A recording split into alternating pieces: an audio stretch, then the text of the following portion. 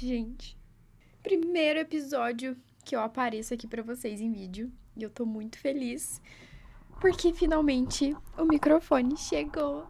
Eu tô muito feliz. Esse é o primeiro episódio que eu tô aqui em vídeo, essa sou eu. Peço desculpa pelo reflexo, que eu tô sem lente de contato. E assim, sem óculos ou lente, eu não enxergo absolutamente nada. Assim, 7 graus de miopia não é pra qualquer um. Mas vamos então, gente, pra história de hoje. É uma história desse livro aqui do H.P. Lovecraft, que é o Deuses Exteriores e Deuses Anciões, da editora Pandorga. E o nome da história, eu vou deixar o nome aqui. Eu peço desculpas se eu não estiver falando totalmente correto os nomes, porque os contos do H.P. Lovecraft têm nomes bem esquisitos e diferentes que a gente muitas vezes pode não saber pronunciar. Então, me perdoem se eu pronunciar algum nome errado. Quem souber a pronúncia correta pode deixar nos comentários. Mas é o Nyarlathotep. Eu vou deixar aqui também o nome para vocês verem. Mas então, chega de enrolação e vamos para a vinheta.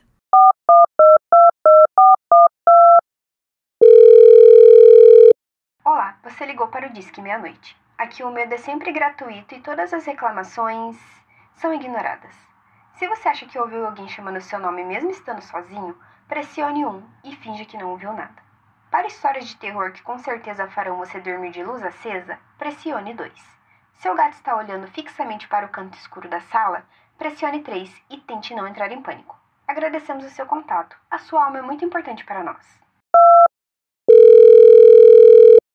Nyarlathotep, o caos rastejante. Sou o último. Faço meu relato ao vazio. Não me lembro exatamente de quando começou, mas já faz meses. A tensão como um todo era horrível. A uma época de agitações políticas e sociais foi adicionada uma apreensão estranha e sombria de um horrendo perigo físico. Um perigo generalizado e abrangente. Eu só poderia ser encontrado nos mais terríveis fantasmas da noite.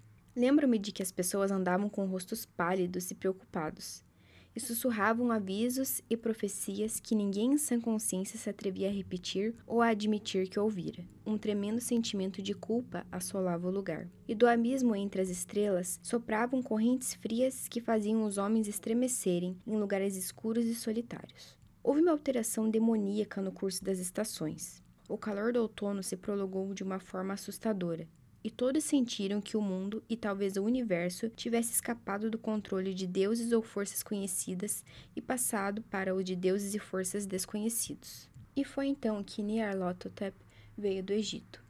Quem ele era, ninguém sabia, mas tinha o velho sangue nativo e a aparência de um faraó. Os felas se ajoelharam quando o viram, mas não sabiam dizer porquê. Ele diz que se ergueu da escuridão dos 27 séculos e que ouvira mensagens de lugares que não ficavam neste planeta. Às terras da civilização veio Nyarlathotep, de compleição escura, esbelto e sinistro, sempre comprando estranhos em instrumentos de vidro e metal e combinando-os em instrumentos ainda mais estranhos. Discorreu muito sobre as ciências, sobre eletricidade e psicologia, e deu exibições de poder que faziam os espectadores se afastarem, perplexos, mas que elevaram sua fama a uma magnitude ainda maior. Os homens aconselhavam uns aos outros a ver Nyarlathotep e estremeciam. E por onde Nyarlathotep passava, o sossego desaparecia, pois as primeiras horas da madrugada eram cortadas por gritos e pesadelo. Os gritos de pesadelo nunca haviam sido um problema tão público, e agora os sábios quase desejavam proibir o sono nessas horas, para que os gritos da cidade não perturbassem tão horrivelmente a pálida e piedosa lua, que brilhava sobre as águas esverdeadas que deslizavam sobre pontes e velhos campanários deteriorando-se contra o débil céu. Lembro-me de quando Nyarlathotep chegou à minha cidade, a grandiosa, a antiga e terrível cidade dos incontáveis crimes. Meu amigo havia me contado sobre ele, e sobre o fascínio e encanto estimulantes suscitados por suas revelações, e tornei-me ávido para explorar seus mistérios mais profundos. De acordo com meu amigo, tratava-se de coisas horríveis e impressionantes, que extrapolavam meus pensamentos mais febris. Que aquilo que era jogado sobre a tela em uma sala escura profetizava coisas que só Nyarlathotep ousou profetizar, e que no crepitar de suas faíscas eram extraídas dos homens coisas nunca antes reveladas, ainda que se mostrassem apenas nos olhos. E ouvi dizer que em outras paragens, aqueles que conheciam Nyarlathotep fitavam paisagens invisíveis aos outros.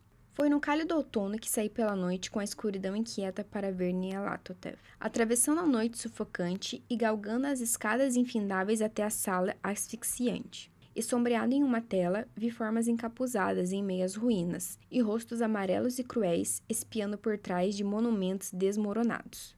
E vi o mundo lutar contra a escuridão, contra as ondas de destruição vindas do espaço supremo, rodopiando, agitando, batalhando em torno do sol, que fenecia e esfriava. Então as faíscas dançaram surpreendentemente ao redor da cabeça dos espectadores, e os cabelos se arrepiaram quando sombras mais grotescas do que posso descrever saíram e se postaram sobre as cabeças. E quando eu, que era mais frio e racional que o restante, murmurei um trêmulo protesto sobre enganação e eletricidade estática, Nyarlathotep guiou-nos para fora, descendo escadas vertiginosas e passando por ruas úmidas, quentes e desertas à meia-noite. Gritei que não tinha medo, que jamais teria medo, e em busca de consolo outros ecoaram meus gritos. Juramos uns aos outros que a cidade era exatamente a mesma e que ainda estava viva, e quando as luzes começaram a desvanecer, amaldiçoamos a companhia elétrica diversas vezes e rimos das caretas estranhas que fizemos. Acreditamos que sentimos que algo descia da luz esverdeada,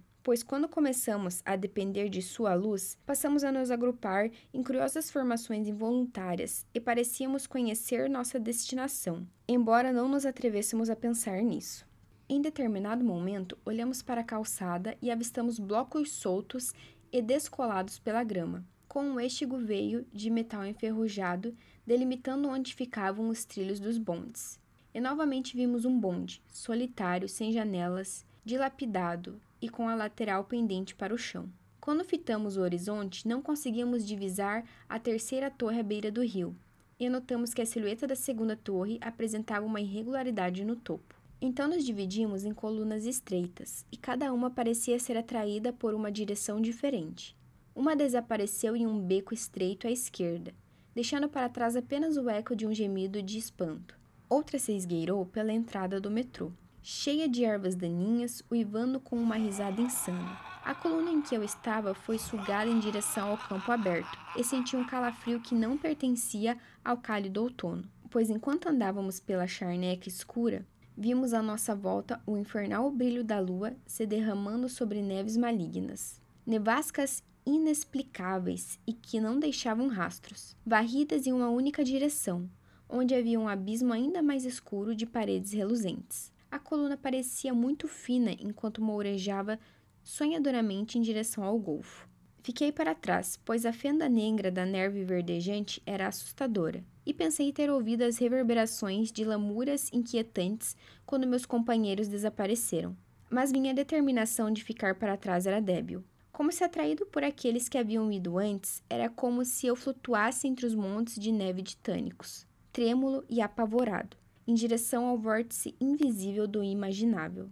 Gritantemente senciente, silenciosamente delirante, apenas os deuses poderiam dizer. Uma sombra doentia e sensível se contorcia em mãos que não são mãos, e rodopiava cegamente em meio às sinistras noites de criação apodrecida. Cadáveres de mundos mortos com feridas que foram cidades, ventos sepulcrais que roçam as pálidas estrelas e as fazem estremecer, além dos fantasmas vagos do mundo de coisas monstruosas.